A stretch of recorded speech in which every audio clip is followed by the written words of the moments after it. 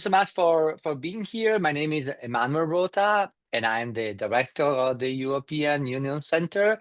I also want to acknowledge before we start the amazing work that has been done by my colleague Hava Caracas for to organize this, and also our colleague in Greece, Makian, who has also been so generous of his time. But we are very, very excited. This is really a collaboration we have been looking for so many months, and we are truly honored to introduce our distinguished guest, Mr. Theodore Boone, who brings to us a wealth of experience bridging practice, academia, and international business.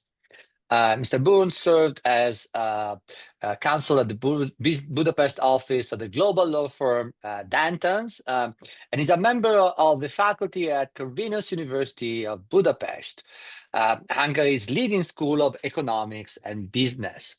He holds a BA from the University of Illinois Urbana-Champaign, something, of course, that makes us especially proud. That's the most important part in my resume, by the way.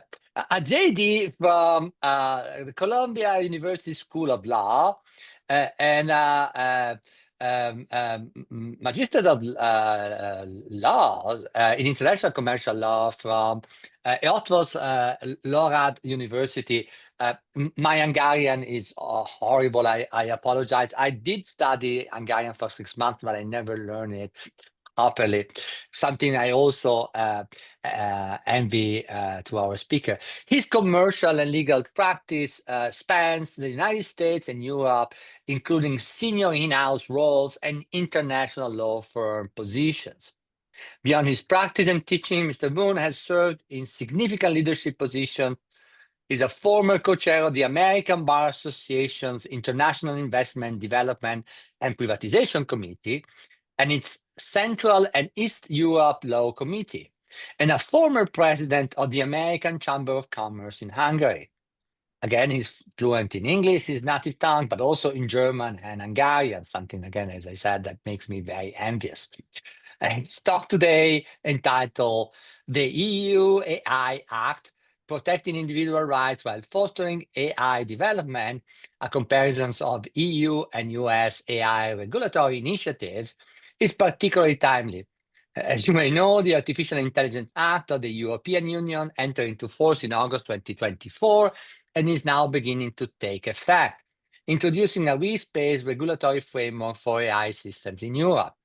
More recently, the European Commission is reportedly considering delaying, as we were discussing, or modifying part of the regulation amid pressure from industry and transatlantic tensions, a development that underlines the complex interplay between regulatory ambition and innovation policy.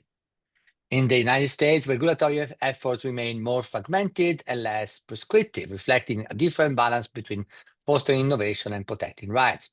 Comparative analysis, such as the one we are going to listen, are incredibly important and incredibly timely, as I was saying, and we are particularly proud. Given Mr. Boone's combination of international commercial practice, academic insight, and his presence in both the US and European jurisdictions, he is uniquely positioned to guide us through the regulatory, business, and policy implications of these developments. Moreover, the fact that he teaches at Corvinus universities and works in the field here in Budapest presents an excellent opportunity for our program to consider deeper collaboration, and our Master of Arts in European Union Studies and your own students, his students, share remarkably compatible interests in international business law, regulatory frameworks, and cross-border transactions. So we might well envision, and this is me dreaming, joint case studies, student exchanges, or collaborative seminars under his mentorship. Please join me in welcoming Mr. Theodore Boone. We look forward to his insight and the lively discussion that will follow. Thank you very much, Emmanuel, for that very, very kind introduction. I'm happy to share your dream of further collaboration. So I definitely appreciate those words, and I really want to extend my deepest thanks as well to both centers at the University of Illinois for this fantastic opportunity to present. I'd like to thank all the other guests for attending as well. I'd like to apologize as to why my picture is so dark. I have no less than three lights surrounding me. So I'm very much perplexed as to why it's so dark, but it is what it is. And perhaps it will just add to my air of mystery. That might be a good thing. I plan to cover as much as I can today in the limited time that we have. I plan to talk for about 25 to 30 minutes. Definitely would welcome questions and comments that we have afterwards. And if we don't have time on the phone or on the line, please feel free to reach out to me separately, and including sending me an invitation over LinkedIn to just connect, and then we can message and take it from there. So I am going to try to cover quite a bit of information. So I'm going to go fairly briskly through this material. I wish I had 2 hours to talk about it instead of the time that we have. Actually, I spent a lot today weeding stuff out that I knew I wouldn't have time to speak about. So here we go. Fasten your seatbelts, and we're going to move pretty quickly through this. So I'm going to share my screen for you all. Can somebody, Manuel, can you just confirm you can see my screen, my first slide? Yes, it's perfect. I Fantastic. see it. Okay, again, thank you all for attending, and greetings from Budapest. This is actually a picture of Corvinus University's flagship building. It's situated right next to the Blue Danube in downtown Pest. And I continue to be amazed that I walk into this building every day. I'm in the Department of Business Law, which is right in this top left corner here. You know, it's a wonderful place to be. I hope everybody who has not a chance to get to Budapest does that soon, and of course has a chance to visit us at Corvinus as well. The university concentrates on business, economics, data science, and the social sciences. But of course, hello to the University of Illinois. I had the chance to teach for a week at the law school this last September, which is an incredible honor.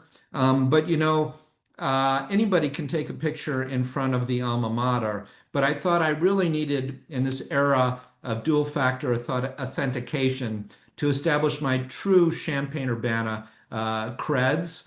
So I'm including here a picture at Papa Del's Pizza with my high school classmates and fellow University of Illinois grads, Chuck Jacobs and Mark Reeds, to really establish my deep Champaign-Urbana University of Illinois credentials. We're going to talk about contemporary things, but actually for a minute, I want to talk about a book that came out way out in 1970 called Future Shock.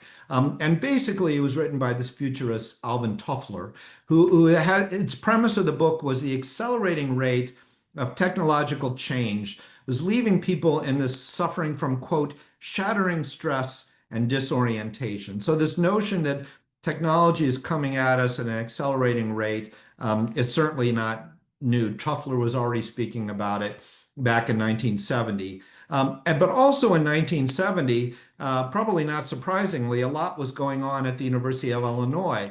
That was when the U of I's Plato computer-based learning system was established. And Plato was able to support over 1,000 network terminals, many of which were in the basement of what was known as Foreign Language Building, now Literatures, Cultures, and Linguistics Building. And I had the opportunity to work down there very often. In fact, people sometimes don't believe me that I was chatting online since the 1970s. I had access to it through University High School where I went.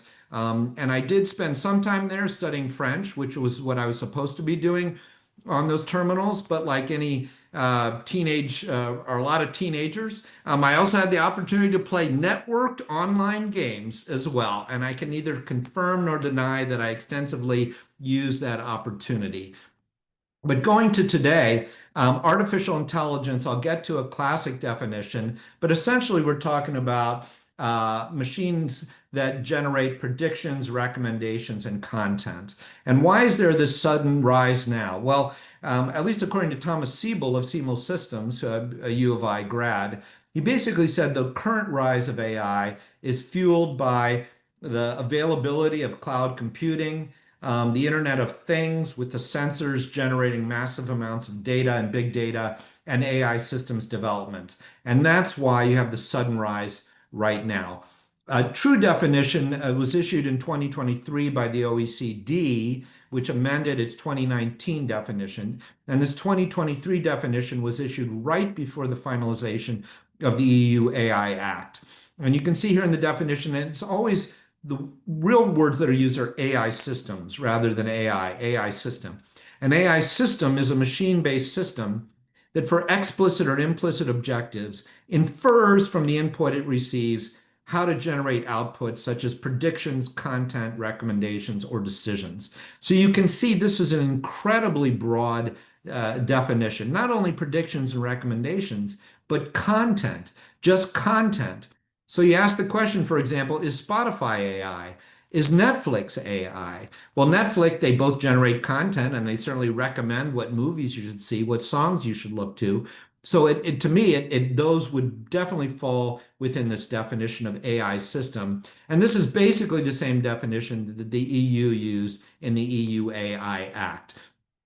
In terms of humanist goals, both the US and the EU agree that AI systems should be fair, reliable, safe, protective of privacy, inclusive, transparent, and accountable.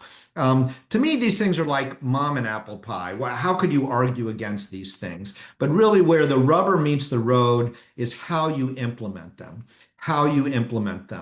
And then the related question and challenge, how do you create a law, if indeed you think there should be one at all, that achieves these objectives but doesn't choke off innovation and economic development, and a law that will also be, at least to a significant extent, future-proof. That is, it won't be outmoded by the rapid pace of development of technology in 2 or 3 years. Well, I'm going to tell you a little bit about how the EU went about this. Essentially, first of all, it looked for a justification. Why cannot this be addressed at the EU member state level? Basically, the EU said that AI systems can circulate easy throughout EU member states, and were there to be divergent rules in individual member states, there would be market fragmentation, less legal certainty, and therefore less innovation. So it said uniform EU regulation would ensure EU-wide cross-border movement of AI-based goods and services. And then how it approached the act itself was it took a risk-based approach and divided use of AI systems into essentially 3 baskets. Certain uses of AI systems which presented unacceptable risk, and these are prohibited. Other uses of AI systems which presented high risk, that is, they could be used, but they were heavily regulated with heavy oversight, and those that would present limited risk, they were subject to very light transparency obligations. You can see this visually in this pyramid where you have prohibited AI practice, unacceptable risk, regulated high-risk systems, and then limited to no risk. So in theory, the prohibited basket is very small in this process, and that's how you can kind of see the structure visually. It's important to note that the EU AI Act is a horizontal piece of legislation, so it's directly applicable in all EU member states, but it also has an extraterritorial application, meaning wherever you are in the world, if you place an AI system on the market or place it or use an AI system in the EU, you have to comply with the EU AI Act. So direct extraterritorial application and influence. Let me talk about some of the prohibited systems in the EU AI Act. Systems that manipulate human behavior, exploit vulnerabilities, social scoring, predict whether someone will commit a crime. Other ones, the systems that create facial recognition by scraping from the internet or CCTV, emotion reading AI in the workplace or educational institutions. But it's interesting, not everywhere. So to me, if you're sitting on a bus and there's some emotion reading sensor, I'm not seeing that it's prohibited under the EU AI Act. Also prohibited using biometric data to deduce race, trade union membership, political, religious, or philosophical beliefs, and conducting real-time biometric analysis in public areas subject to exceptions. Let's talk a little bit about the high-risk areas. These are, again, where you can use the AI system, but it's subject to extensive regulation and oversight. So, for example, in education, admissions to educational institutions. I probably should have put a picture here of a EU-based university, since this is, but I couldn't resist putting the picture of the Illini Union there. The EU AI Act, high risk AI systems used in jobs for recruitment, performance evaluations, promotions, or terminations. So again, you can use it, but a lot of oversight. In finance, to evaluate the credit worthiness of natural persons, or for risk assessment for natural persons in the case of life and health insurance. If you have a high-risk system, which again you can use, how does that more heavy regulation and oversight work? Where number one, human oversight is required. So the system has to be developed in a way that it can be effectively overseen by humans when it is in use. But I personally really wonder what that means. How effective can human oversight be, particularly when you have machine learning, that is systems that to a certain extent have taught themselves? How do you get transparency? How do you understand how the machine got from point A to its recommendation on point F in the case of machine learning? And also, humans to me would have to be, and sometimes I hope they are, incredibly confident and experienced to provide true, meaningful human oversight. So to me, it's really a question of, even if you have that in theory, how it's going to work. Transparency. The systems must be sufficiently transparent to enable deployers to interpret a system's output and use it. But again, how does this work vis-a-vis machine learning, where these systems have, and in fact, to a certain extent, taught themselves? And it's also a requirement that the systems be accurate, robust, and cyber secure. On the question of future-proof, as I said, the EU Act aims to be future-proof and to cover current and future AI technological developments.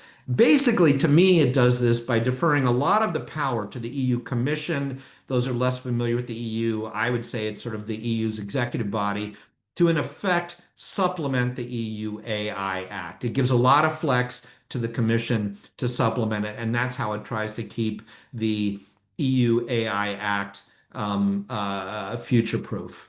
In terms of timing, the act came into force August 2024, but none of its provisions. February 2025, this last February, those provisions on prohibited AI systems came into force, like motion reading in the workplace and schools. And this coming August, the provisions on high-risk systems will generally apply.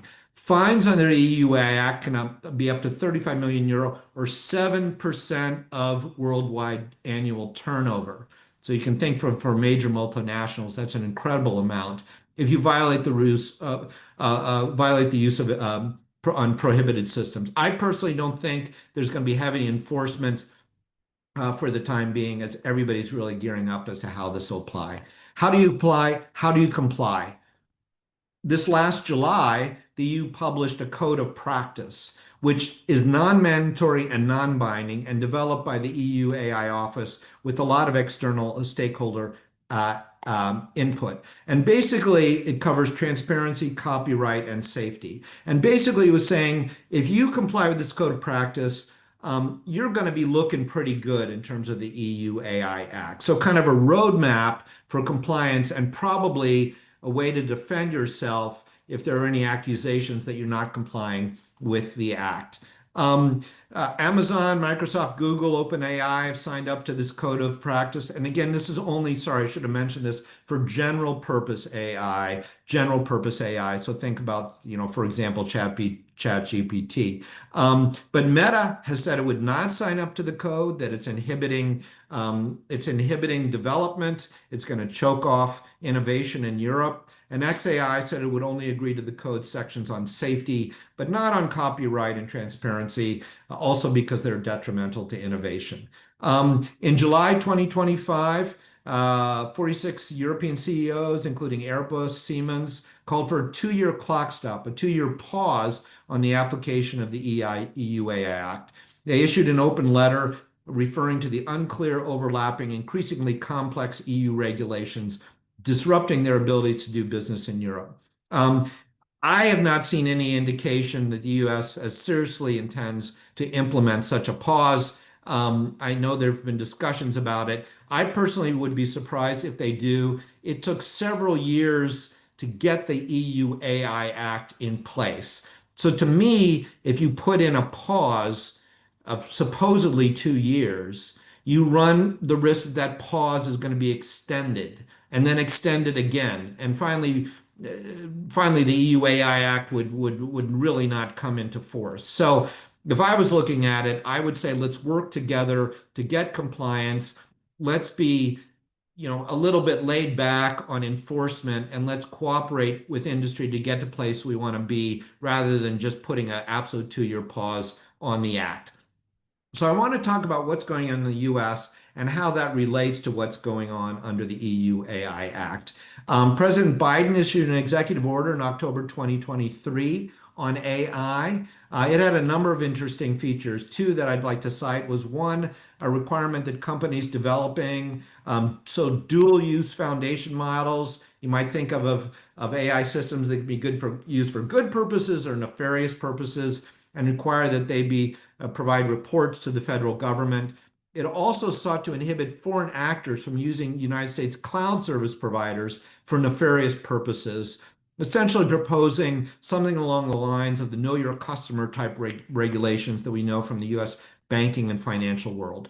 President Trump revoked that executive order right after his inauguration and signed a new executive order, which is very brief and basically called for an action plan to be put in place within 100 days of the signing of his executive order. This action plan was released in July 2025 and really established on 3 pillars: accelerating innovation by reducing regulatory barriers, building AI infrastructure in the US by streamlining permits for data centers and semiconductor manufacturing, and leading global AI deployment. That is, US expanding its influence on US AI exports and safeguarding technology. But again, at the end of the day, I would say mostly non-binding. So does it appear likely at the federal level there will be a US AI Act like the EU AI Act? No indication for me of any real impetus towards a broad-based UAI Act at the federal level. However, there has been quite a bit going on at the US state level, and I want to hit some of those examples. It's very, very interesting. For example, I want to talk about the Colorado Act on AI. Basically, the Colorado AI Act, which comes into force this coming June, focuses on consumer protections, and it does share some similarities with the EU AI Act. It says, for example, for high-risk AI systems, they're defined as AI systems that make or play a substantial part in making consequential decisions that affect consumers. And it protects people from high-risk systems that make or substantially help to make these consequential decisions, which include decisions to provide or deny education, employment, lending, government services, healthcare, housing, or insurance or legal services. Also, it provides for a right for explanation and human review, that in the event of an adverse consequential decision, individuals have to be informed of the right for an explanation of the adverse consequential decision and a right to appeal the matter for human review. Texas, as another example, what's Texas doing on AI? They have an act that will come into effect this January. It's somewhat modeled after Colorado and somewhat modeled after the EU, and establishes obligations for developers and deployers and distributors of these high-risk AI systems.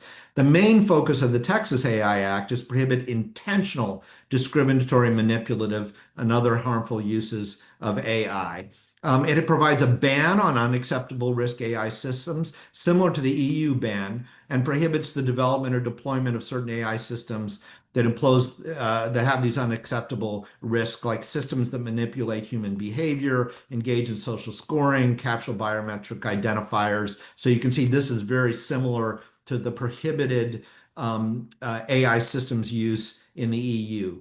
California has released a miniature raft of AI-related legislation. They have a Transparency and Frontier Artificial Intelligence Act that regulates large frontier developers, those with annual gross revenues exceeding $500 million.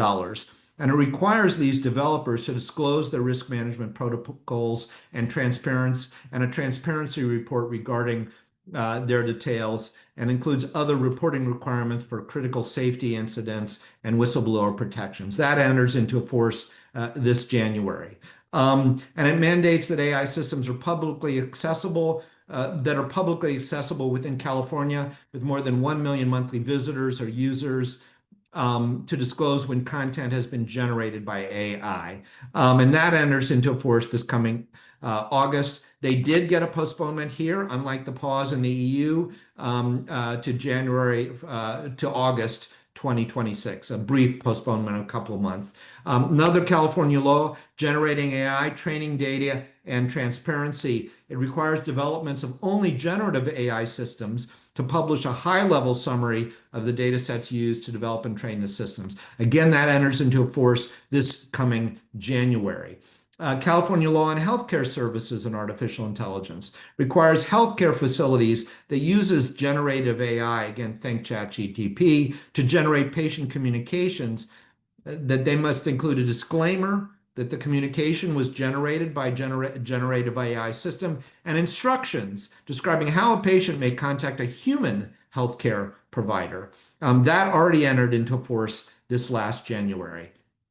Another California act contains protections against misappropriation of actors and performers' names, images, and likenesses by AI through restrictions on contract terms. This entered into force last January, and given California's nexus in terms of entertainment, I guess that's not surprising. And another thing that act does is it creates a right for the beneficiaries of deceased celebrities to sue to recover damages for the unauthorized use of AI-created digital replicas of the celebrity in audio-visual works or sound recordings. And again, that entered into force last January. In Illinois, you have an amendment to the Human Rights Act, and this requires employers to notify employees when AI is being used in connection with employment and employment decisions. It, for example, prohibits employers from using AI in connection with recruitment, hiring, promotion, renewal of employment, selection of training, and other things. So that's a strict prohibition in that case. That enters into force this January as well. And perhaps my personal favorite is from Tennessee, and that is the Elvis Act. Tennessee's Ensuring Likeness, Voice, and Image Security Act. It's already in force, and the Elvis Act provides songwriters and performers and music industry professionals protects them from misuse by virtue of AI. So what does this mean? Little to no activity at the U.S. federal level towards the law, quite a bit of activity at the U.S. state level. So what you're ending up with is a patchwork of AI-related laws at the U.S. state problem, at the U.S. state level. So lack of a broad-based U.S. federal law on AI is creating this patchwork of AI regulations at the state level, potentially inhibiting market development and innovation because, of course, these systems cross state borders, as easy as can be. And any significant company is going to be doing business in probably all 50 states. And then you have to comply with the individual state AI regulations in every state where you're doing business. So it's a very regulatory complex situation now because of these different AI laws that are popping up at the different US state levels. People in the federal government did recognize this issue, this patchwork issue, and during the debate on the so-called Big Beautiful Bill last July in the US, there was a proposal to include a 10-year federal prohibition on state AI laws to deal with this patchwork problem. But that was rejected in all the negotiations and back and forth on the finalization of the so-called Big Beautiful Bill. So what are some key takeaways that we have from the material that I rapidly went through with you all? First of all, the EU AI Act. It takes a risk-based approach to protecting individual rights, and it's broad-based.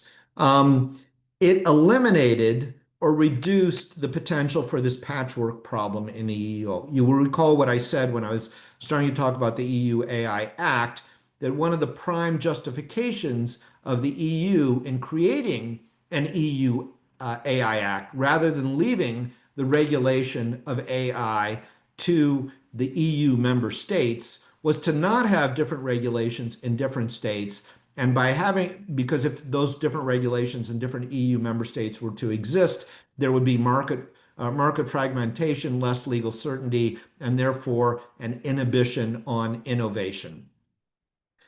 At the US federal level, strongly favoring innovation over future regulations, and certainly no signs of an EU AI Act. However, a lot is going on at the state level where different states are enacting different laws to protect individual rights. And this risks creating a patchwork. Well, I think actually a patchwork already exists throughout the US, and risks that inhibiting innovation. So you have a bit of an irony here in the US. The federal government is saying no federal broad-based AI regulation because we don't want to inhibit innovation. But by that sort of vacuum existing there, these different states are regulating on AI and creating this patchwork, which is inhibiting innovation. So you could make the argument that, first of all, well, there was the 10-year moratorium on state actions that didn't go through, but you could make the argument that a U.S. federal act on AI would standardize the playing field within the U.S. and AI, because it would largely preempt most of what's been going on at the state level. And this is exactly, again, what the EU sought to do by enacting the EU AI Act vis-a-vis the potential for individual EU member state activity on AI. With that said, I would like to briefly come back to Alvin Toffler of Future Shock from 1970, which again, his premise was back in 1970 that the accelerating rate of technological change is leaving people suffering from the state of shattering stress and disorientation, and therefore future shocked. Well, that raises the question, are we heading to a legal future shock, a legal future AI shock, or a commercial AI shock? In terms of AI-related US-based and US state-derived legislation, I think that's sort of a legitimate question because of this patchwork situation that is developed within the US. But in terms of the EU's rejection of the private sector call for a pause in the implementation of the EU AI Act, because it was difficult to interpret, difficult to comply with, unclear what to do, is that going to leave EU-based companies, and actually any company seeking to do business in the EU, because you got to remember the EU AI Act is extraterritorial. If you're sitting in New Zealand and you put an AI system on the market in the EU, you have to comply with the EU AI Act. Is it leaving them future shock? Early on in this presentation, I mentioned the University of Illinois' Plato system from the 1970s. Well, I'd like to come back to another computer system that was developed in the university about that same time. Although I have to admit, this system was a fictional system developed at the University of Illinois. And I speak of the rogue HAL 9000 computer from the 1968 film 2001: A Space Odyssey.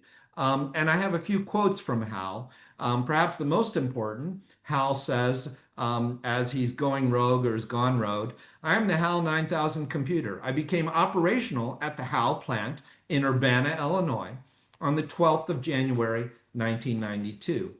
Second quote, HAL says, "This mission is too important for me to allow you to jeopardize it."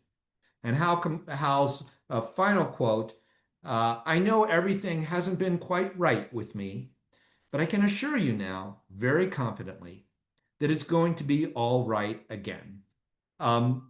So it's useful to ponder those quotes as well. As you know, I'm speaking from Budapest, and to kind of think about this a little bit more, I'd like to mention the incredible mathematician, computer scientist, János von Neumann, John von Neumann, or once he moved to the Institute for Advanced Study in Princeton, he liked to be known as Johnny von Neumann, actually, who was born in Budapest in December 28th, 1903. He built that computer there in the basement of the Institute for Advanced Study in Princeton after he had moved to the US. He also worked on the Manhattan Project. He was responsible primarily for working on the refractive lenses for the implosion device. After the end of World War II, but deep in the Cold War, he wrote this very interesting article, which I encourage people to have the time to look up and read, in 1955, called "Can We Survive Technology?" Here's one of the quotes from it. I find it super interesting, and you can think about it as applicable to what's going on with AI today. He says, this crisis will not be resolved by inhibiting this or that apparently particularly obnoxious form of technology. The parts of technology, as well as the underlying sciences, are so intertwined that in the long run, nothing less than a total elimination of all technological progress would suffice for inhibition. Also, useful and harmful techniques lie everywhere so close together that it is never possible to separate the lions from the lambs. The question, are we headed for another state of shattering distress and disorientation, at least in the legal and commercial area? Well, my feeling is that if we survive the shattering stress and disorientation since Alvin Toffler's 1970, hopefully we can do so again because, and here I would like to quote János von Neumann in his book, The Computer in the Brain, the human brain is, after all, the best example we have of an intelligent system. And on that note, I would like to say thank you again very much to the centers for inviting me to make this presentation today. It's an absolute pleasure, and I would be delighted to field any questions or simply receive any comments that anyone might have. Thank you very much.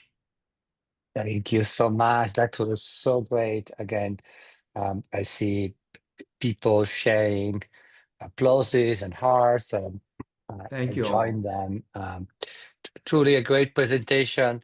I'm always tempted in this situation to also remember another of the founding humans of computer technology, Ada Lovelace, the basic creator of some of the languages we still use today, and the daughter of Lord Byron, who, in the middle of a weather crisis, of course, in the Swiss Alps, while I was crossing with Mary Shelley, had this idea of inviting people to write a competition, and Mary Shelley, of course, wrote Frankenstein. So, a sort of computer science, the humanities, are 9,000, and horror movies are often very much connected. Thank you so much for that. I think we have time. We have about 15 minutes to ask you some questions. Perhaps we can post them in chat, but I see a lot of people raising their hands. That's very, so I can. I'm probably can unmute you. I don't know if I can do that. Can you unmute yourself? Or let me see if I can unmute you. You can unmute yourself. Okay, so I'll Yeah. call on you. Yeah. I'll call on you in the order I see you on the screen. And the first person I see on my screen is Daniel Zadori. So Daniel, if you please keep it with, we have really many people want to ask questions. So go ahead. Yeah, so I just wanted to ask, do you think that AI should be prohibited or like further restricted to be used in schools and the workplace, or should it be like embraced fully? Yes, thank you. Thank you for the question. Daniel, you can hear me, right? My Yep. mic's still on. Okay, thank you very much for the question. I don't think it should be prohibited. That's going too far. There are so many incredible uses and possibilities. I think a lot of times people concentrate too much on the let's call it the scary parts, but they're incredible. They're incredible uses as well. So to me, I like it where it's put in the EU. It's in the basket of high risk.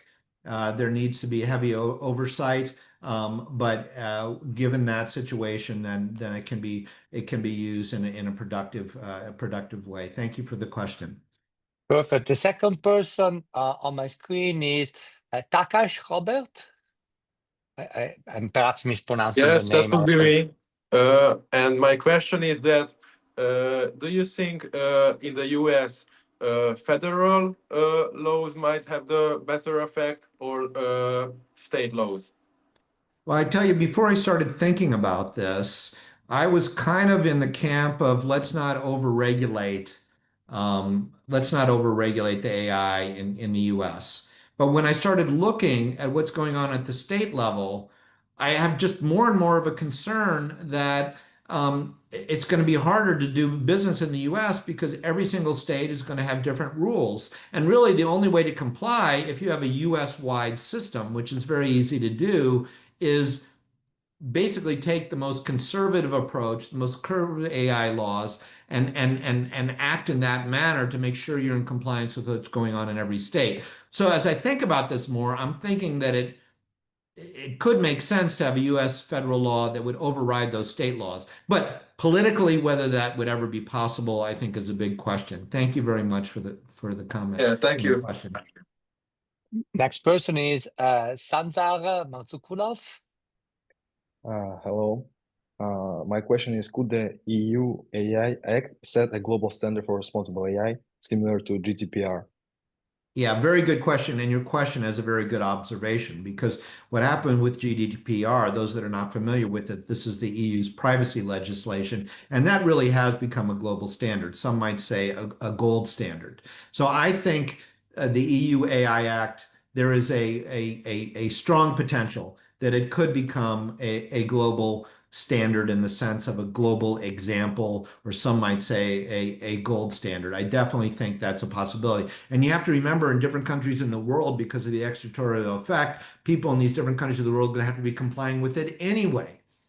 So I would say a significant probability that would happen. Thank you. Okay, thank you. Laura Fodor. Yes, that would be me. So my question is that would it be technically possible to build safe emotion recognition tools that meet EU standards? Wow. I hope so. I hope so. I'm not sure I can say more than that. Okay. I guess it depends what you mean by safe. But this whole area of emotion reading AI, a Hungarian bank here, by the way, was recently fined for running emotion reading AI in the background for its call-in center without informing the customers. And this can go in a number of different ways. I believe on the line is Charles Jacobs, who is the author of a novel focusing on, it's called The $1 Billion Sugar Cube, and it's about a system that is emotion inducing. It induces emotions in the listeners. It's part of his David Bloom thriller series. Very good book. I would recommend it as well. But a very interesting issue. Sorry, I can't be more exact in my answer, but thank you for the question. Yeah. Thank you so much for the answer. Next is Akos Soproni. Thank you and good evening. Mr. Boone, my question is, do you believe it is ethical that AI has a say in recruitment, promotion, and termination because it affects the lives of real human people? Should we ban this? Well, it depends what you mean by a say.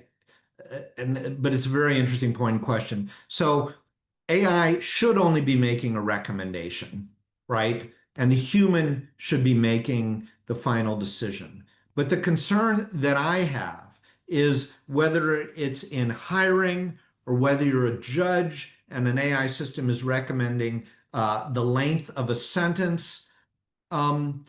you have to be very strong and confident to override the recommendation of an AI system. Because let's say the AI system says, I don't think you should hire this person. And you say, I know better, I know people better, we're going to hire this person. And it doesn't work out with that person. Then you run the potential that you're going to be criticized. Why did, the AI system was saying, do not hire this person. You went ahead anyway, and that you run the risk of being criticized. So I think my main concern is, though, officially there'll be human oversight, officially there'll be human decision making, that people will defer to the AI system. It's like some of you may be familiar with the Oracle of Delphi in ancient Greece, the most powerful woman in ancient Greece.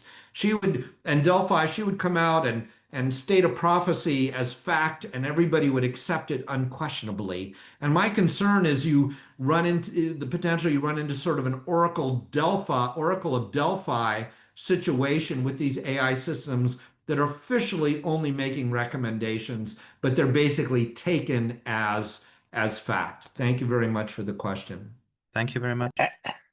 And that didn't turn out well for Oedipus, as we know. Yeah.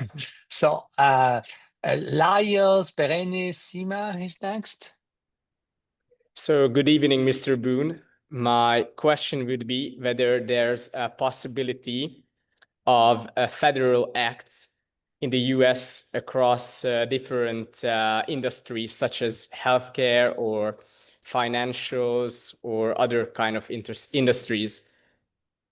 I think as a practical matter, unlikely for political reasons. I mean, in the US, those that follow us, it's pretty hard to get any piece of legislation through these days. And if there's an impetus towards a federal EU AI Act, people would start to get concerned that this is going to choke off innovation. But my view is it actually may have a benefit if it's done right, because you can negate what's going on at the different state level. And the Federal AI Act could certainly include things like healthcare as well. So thank you very much for that question.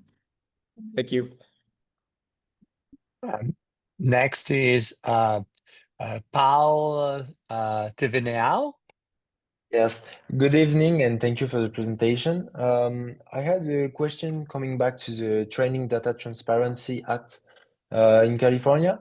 Does this law conflict with trade secret protection? I would say it shouldn't, right? If you have trade secrets, you should be entitled to maintain those as secret, or at a minimum, your submissions to the California governmental authorities should be in some form of under seal. But that then raises the question of transparency. So again, there I can say basically that's a legitimate question. I don't have an easy answer to that. Those are things that have to be balanced. A very perceptive question. Thank you very much, Paul. Thank you. Okay. Thank you so much, Paul Teveneau. Sorry for misinterpreting your name. That goes to the international audience we have. Nicolette Drabik. Good evening. So my question would be that should international coordination play a greater role in harmonizing AI laws? My view on that would be yes.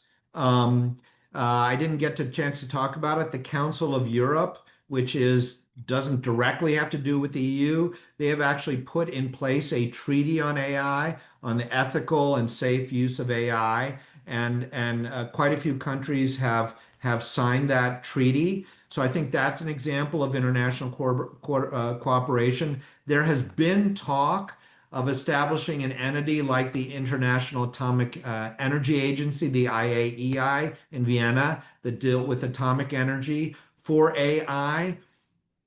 I think it's highly unlikely that that's ever going to come into place, but it's something to think about. So, and there has been international coordination. I'm very impressed with the OECD in particular. They released that new 2023 definition, and it went basically right into the EU AI Act. So it's also just interesting for me to see the sort of the punch of the OECD that they were able to do that. So that's only a good thing to have international, at least communication and cooperation. Thank you for the question. Thank you. So next is Nicolette, if you can lower the hand, that would be useful. Thank you so much. And next is Yasmin Kutrovitz. Hi. My question is, do you think learning about AI should be a required part of school education? Absolutely, and I think it should start at a minimum at the high school level, if not before.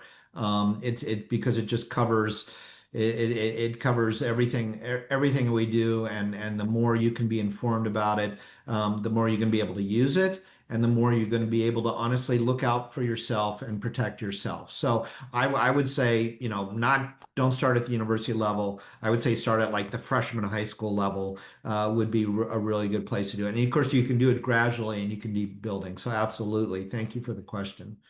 Okay, thanks. I'm sorry for butchering your name, Guyen to Trang. I hope you recognize my pronunciation of your name. Yes. My apologies. Yes. Hello. So my question would be, as you mentioned before with New Zealand example, so how my multinational companies or even AI company could navigate the conflicting in the regulatory landscape of the EU and the US? Well, I mean, the short answer is that they have to dig in and become familiar with it. If they don't have that capability in-house, then they have to go to external advisors to help them with that process, and that's how they have to do it. Another interesting question here that I didn't have time to get to, but I'll mention it now on this issue of fines. I don't think the EU is going to come out and start fining people right and left, because I think there is a recognition there is a ramping up that needs to go on all sides, including within the EU. But a question would be, if you have somebody who's placed an AI system on the market in the US and therefore is subject to the EU AI Act, but they're based in New Zealand, how are you going to find them? I mean, it's not going to be that easy, right? So how these fines in certain cases would even be implemented, unless they have assets in the EU and et cetera, is definitely an open question. Thank you very much for the question. Thank you so much for the answer. Thank you. Next is Chenjen Varga, sorry. Yes, thank you. So my question would be, what differences do you see as a consequence of the differing AI acts in the EU versus US in terms of innovation and also in terms of data safety in the long run? Briefly, I don't know. I always just, for whatever reason, seem to have more confidence on the EU in terms of the GDPR and the protections for data safety on the private and on the privacy sphere. I mean, the EU has this rap of not being, as fertile a place for innovation as Silicon Valley and the US, in part because of the regulatory environment, and that whether it's correct or not, EU legislators loving to regulate. I think it can be a mix. I would love it that, of course, if the US keeps on innovating, but that the EU, gets to the point where it has its own Googles and Metas, and those kind of companies as well. That would be super cool. And of course, it has many, many great companies already. Thank you.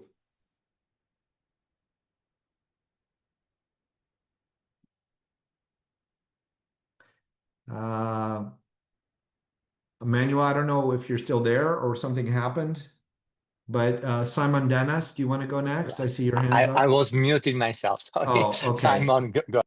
Yeah. Yes, thank you. My question would be, in the long run, what do you think how this new AI Act will affect the innovation and development of artificial intelligence in the European Union? I hope in a positive way, but while balancing the protective of individual rights, or what they call in the EU, the fundamental rights.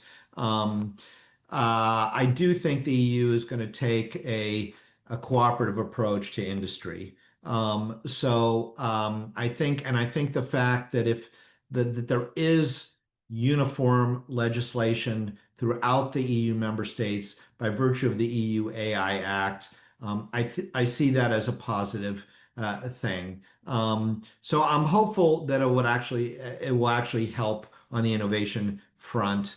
As everybody sort of gets used to it, and there's a sense of cooperation between the EU and industry rather than looking at it as sort of an adversarial situation between them. And thank you very much for the question. Thank you very much. Theodore, I'm going to continue as long as you feel like it. I know it has been a long talk, so if you have to go somewhere, I think we have still 10 minutes to go if you want, but you can also... I'm happy to go. I'm happy to go another 10 minutes. Let's go for it.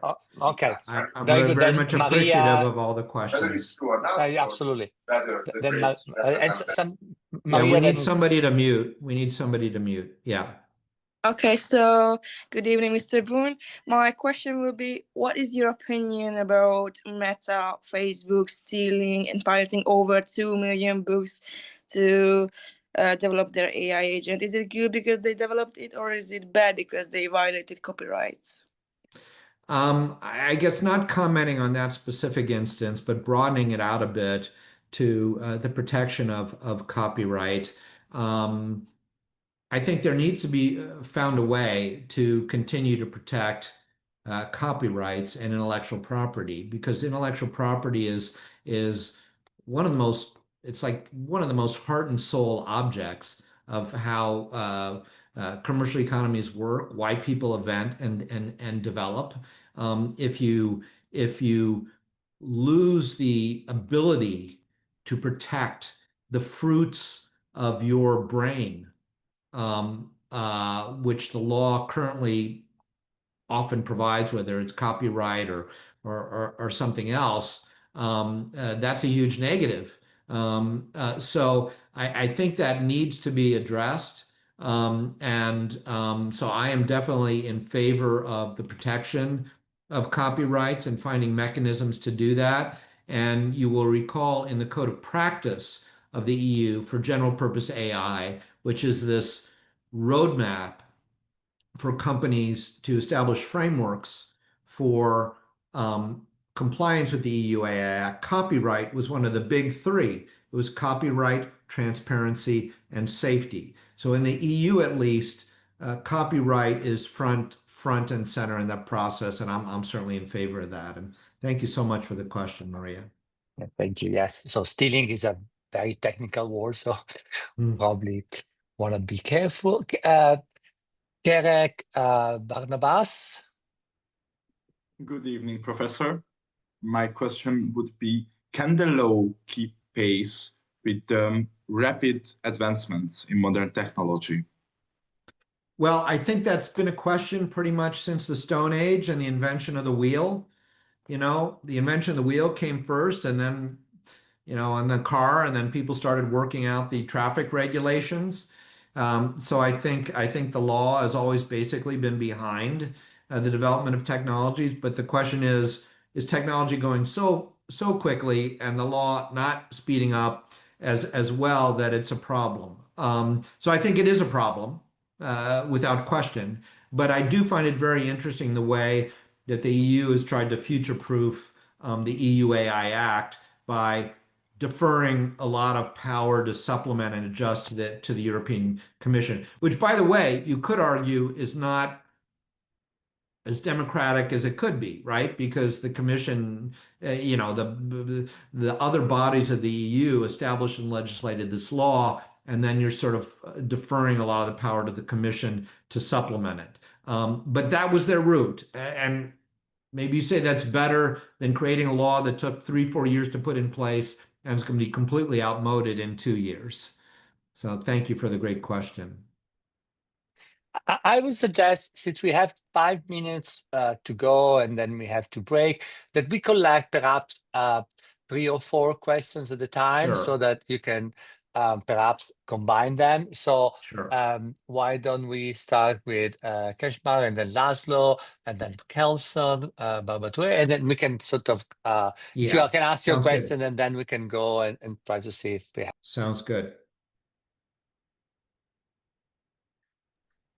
Sorry, Keshmar, Domokos. Yes, that would be me. Good evening, Professor. Thank you for the presentation and the opportunity. And my question would be about the Elvis Act. And my question is whether it's effective at all.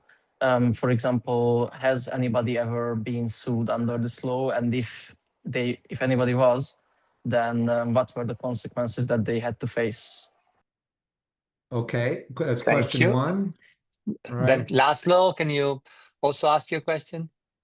Yeah, good evening. My question would be related to education. What do you think about the current AI detectors that professors use? And what happens if a false positive test came out? Fantastic. Okay. And third question, Kelson, please. Good evening, Professor. Thanks for the presentation. I really enjoyed it. My question will be on AI Act. I want to know how long does it take for AI Act to be approved? That's the question. All right. Thank you. Welcome.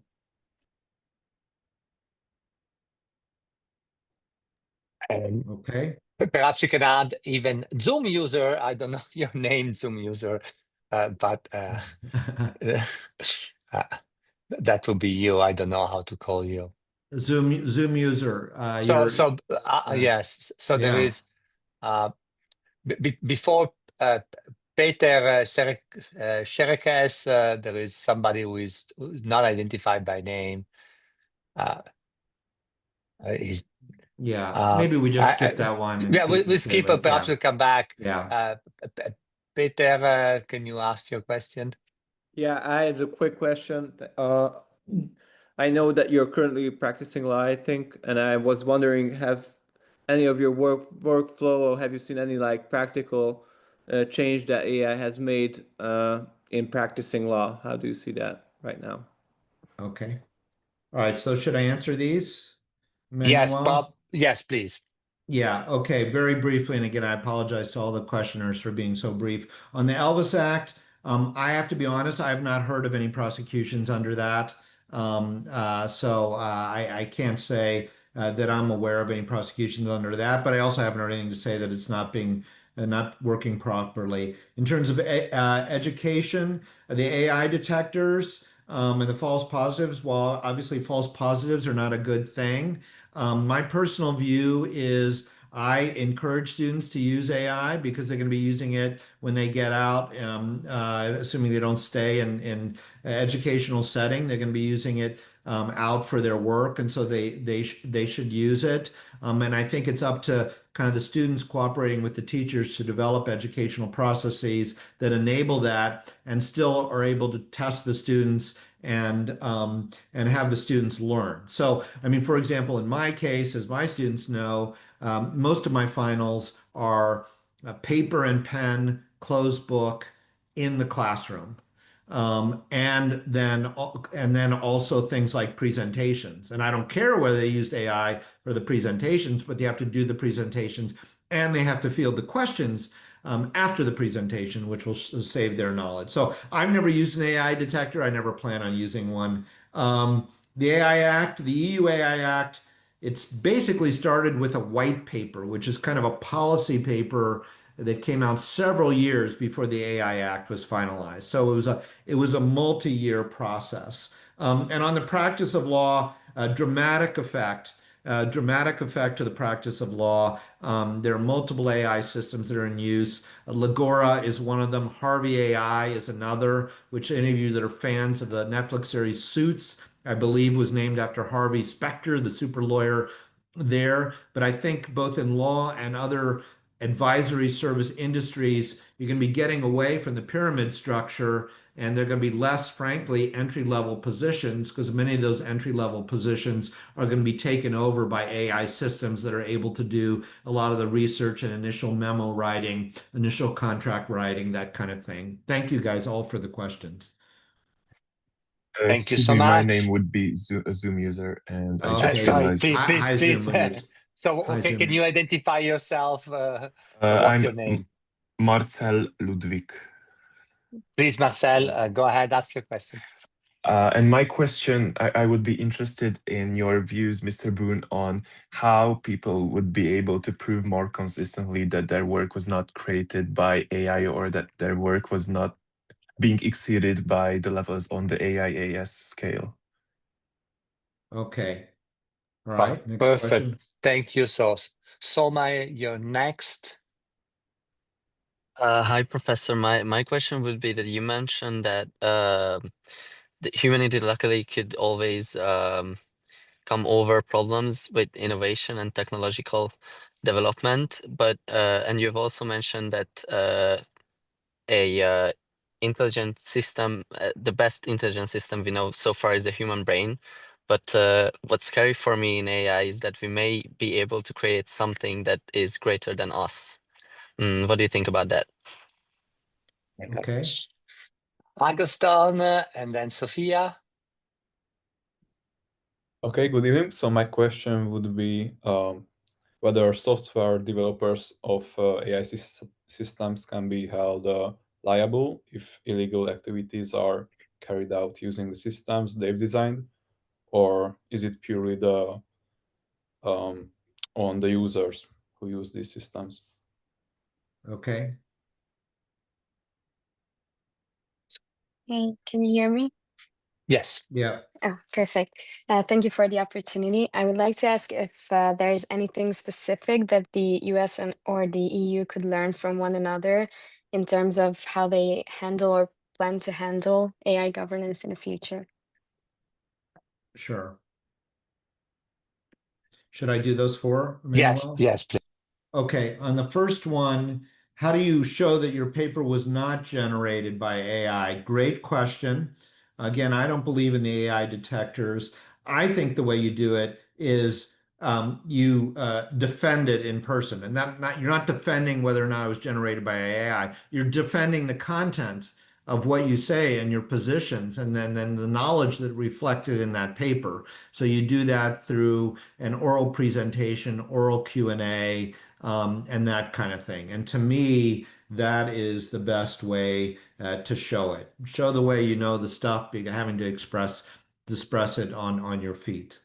On creating something greater than us, well, now we're getting deep into the philosophical end of things. It's a legitimate concern. That's, I guess, how I would end it. We obviously could have a whole seminar on that subject, but I do think it's a legitimate concern.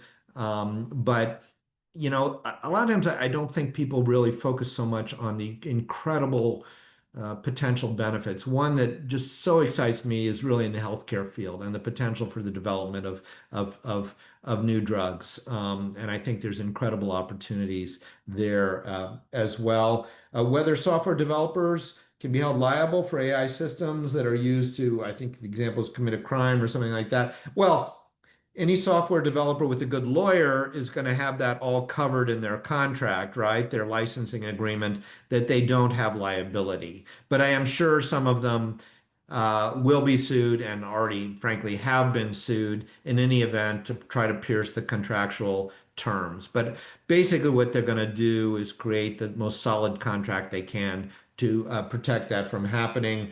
What can the EU and the US learn from each other? Certainly a lot. I mean, you know, and the EU AI Act is an incredible example of trying to take these base concepts like fairness and privacy and accountability and transparency and convert them into law. So I do think there's a lot of opportunity there. And people respect that. There was a hearing back in 2023 where the head of OpenAI testify that IBM chief technology officer testified, and they kept referring to the EU AI Act. This was a Senate hearing, and saying this approach makes a lot of sense, a risk-based, targeted approach. By the way, when I'm talking about the US, one of the things I want to mention, because I think people may find it of interest, is when the internet was just coming online and platforms like YouTube, the federal government gave companies a broad liability shield that they couldn't be sued for the content placed on their systems. This broad liability sued. It was sort of parallels a bookstore can't be sued for selling a certain type of book. And in this hearing in 2023 on AI, there seemed to be a bipartisan consensus among the senators that they did not want to give the developers and deployers of AI systems the same type of broad liability shield that internet service providers like YouTube were given earlier on. That's the 4 questions. So it's up to you. Yeah. So I'm really heartbroken here, but looking at the number of questions that remain, we probably would need another 45 minutes. So I'm actually tempted, but I'm willing to listen to you here to schedule perhaps a second round or something like that. I mean, there is clearly a lot of interest. There are so many great questions. We try to be mindful of people's time. Although, again, what do you think? We can go on a little bit, but I don't think we have time to ask all the questions that are still on the ground here. Would you be possible? I don't know, to perhaps listen to another 2 or 3 questions and ask the other people to post the questions in chat so I can read them, and then we'll see how we go from there. Yeah, I would say 2 or 3 would be great. And then, as I mentioned at the outset, I'm always happy to speak to people offline. And another thing, Emmanuel, that I don't think we got to, but I think it might be interested for people that are not familiar, whether you want to say a few words about the work of your senator, and whether Markian might want to say a few words about the work of his center as well, because I think for some of the people that would be really interesting as well. Particularly for some of my students that have joined, and a special shout out, by the way, to my students that have joined. Thank you guys very much for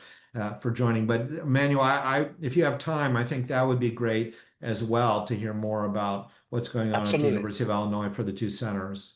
Absolutely. So let's give again the 3 last people online who were reasonably expecting to speak, and then I cut them off. Then you guys had a little bit more time to get used to the idea that unfortunately we don't have time for all of you, but perhaps Edzimak, can you ask your question? Yes, hello, Professor. My question is a political one. So in elections and other situations as such, how should the government act when deep fake or such things occur? Right. Yeah, fake. Okay. All right. AI generated fake stuff, basically. Okay. Molnar, Stu? Yeah, hi, good evening. My question would be that if AI learns from old biased data, how can we make laws to protect against that? Very good question. Thank you. And Barbara seems to be 2 people. I don't know which of you is Barbara, but whichever wants to ask. Good evening. Would that be okay if we actually ask 2 questions? One is short, one is mid.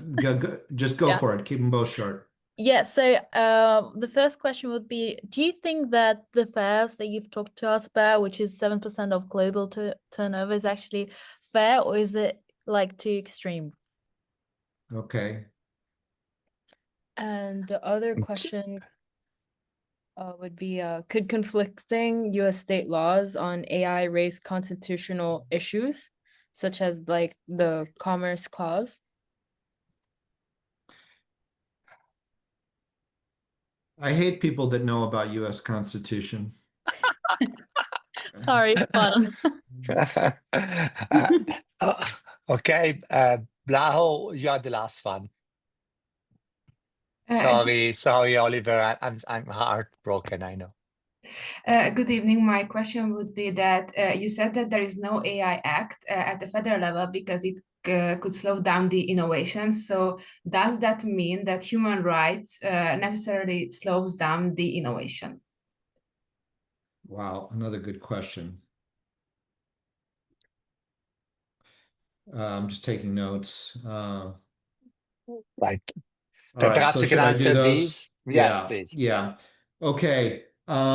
Fake AI stuff, I got it. That's getting really bad. I mean, I'm looking at so much now. It's like every time I see a photo, I got to puzzle over whether it's real or fake. And it's getting really scary. I think that's an area where the law really can come into play in terms of nailing these things down in terms of what's prohibited. Now, people still may do it, but there, I think it's an area where you have laws and you have serious fines. What happens if AI learns from biased data? Well, this is basically the garbage in, garbage out problem, right?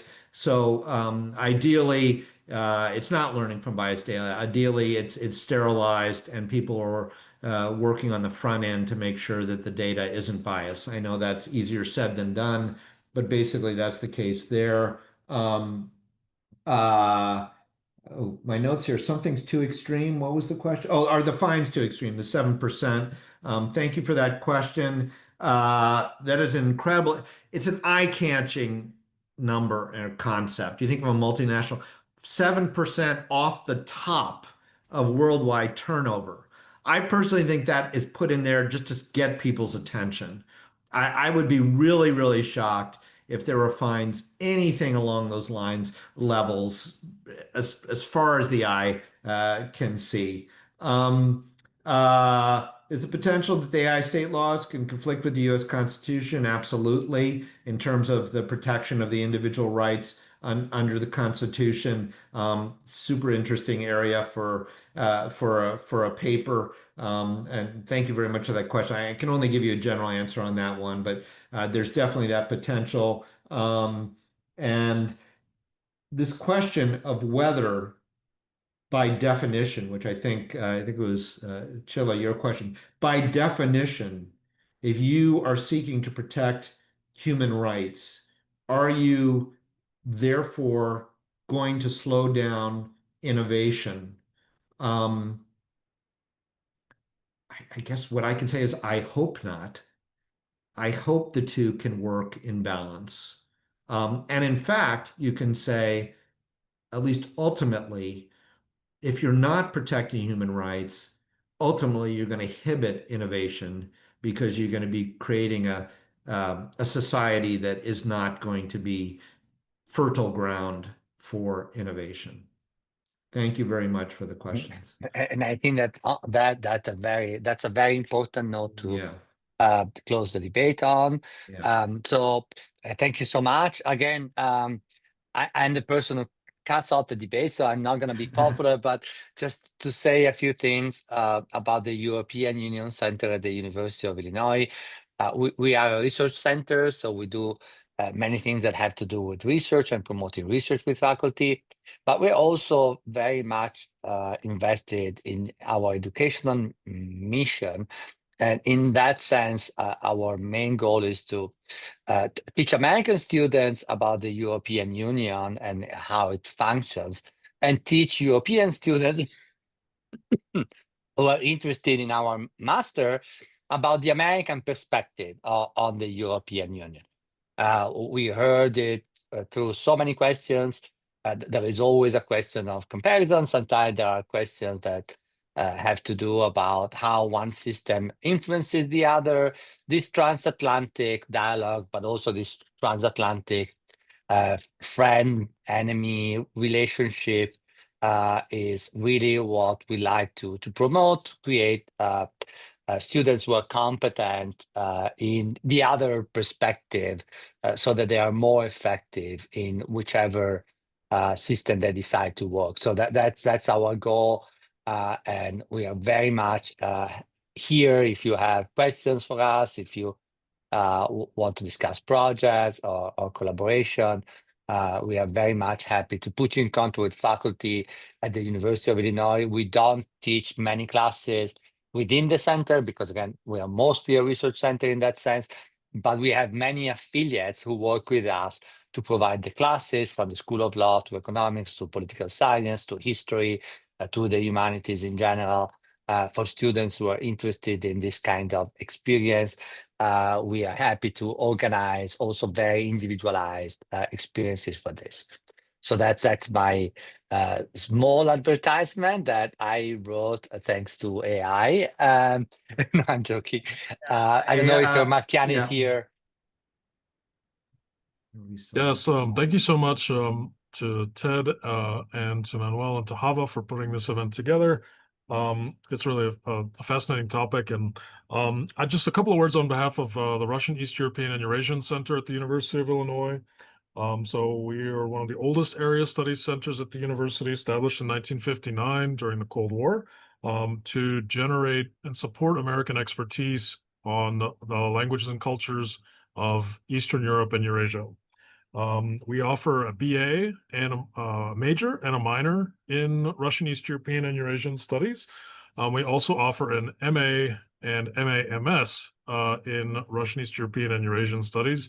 And the MS part is for students who want to do a degree in library science. We also play an important role in the field of Russian, East European, and Eurasian studies by sponsoring the Summer Research Lab at the University of Illinois, which is has one of the top 3 largest collections of library books and archival materials related to the region in North America. So it's really great to work with the EU Center, as our regions overlap quite a lot these days. Our region includes from the Balkans to East Central Europe to the Baltics and all the way to through the Caucasus and Central Eurasia as well. So many of the countries that we study and cover are also EU member states or candidate member states for the EU. So there's a lot more interaction between our centers these days than there used to be during the Cold War, when of course, much of Eastern Europe was communist. So that being said, I'd like to thank you all for coming. This is a really wonderful turnout, and I hope that we'll be able to collaborate more in the future. Hey, and thank you, Mark and Emmanuel. And before we absolutely conclude, if I could ask for a speaker's favor on one thing. There's one hand that I see that is up that I'd still like to field a question or comment on. And that is my dear friend, Krista Brunner, who is, I know, sitting in Colorado. And Chris, I've known Chris since probably I was 12 years old. And we went together. I met him at University High School in Urbana. And a dear friend, and also a distinguished graduate of the University of Illinois, including having received his PhD from the University of Illinois. So I would like, if you don't mind, for Chris to... No, not at all. Actually, it's a privilege. So Chris, please go ahead. Thank you, Ted. Great talk. I really enjoyed everything you had to tell us there, and I learned a lot. So I'm coming at this more from the AI side than the law side, of course, as you know. The founder, or the gentleman who's considered the founder of AI as it exists today, Geoffrey Hinton, has over the last several years been warning of the existential threat of AI. And it doesn't look like any of the laws that you discussed address that in any way. And some of the issues there are, how do you develop AI in a way that avoids or minimizes the risk of the existential threat? Have you seen any work that addresses that in any legal work that addresses that?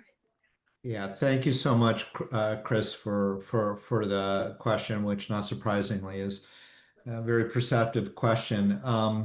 I think the short answer, frankly, is no. I mean, I haven't, in the sense that the laws that address it directly and specifically.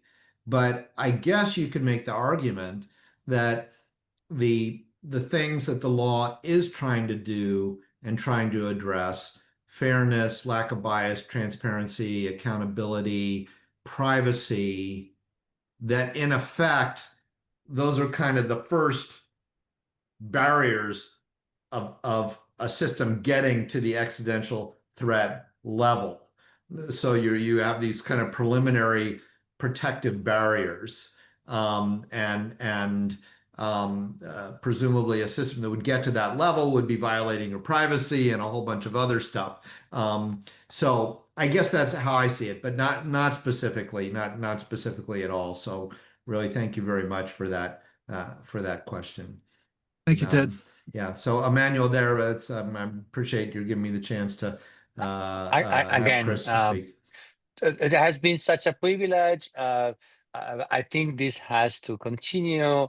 We're looking forward to hosting you in person at the University of Illinois again, perhaps coming to see you in Europe as well.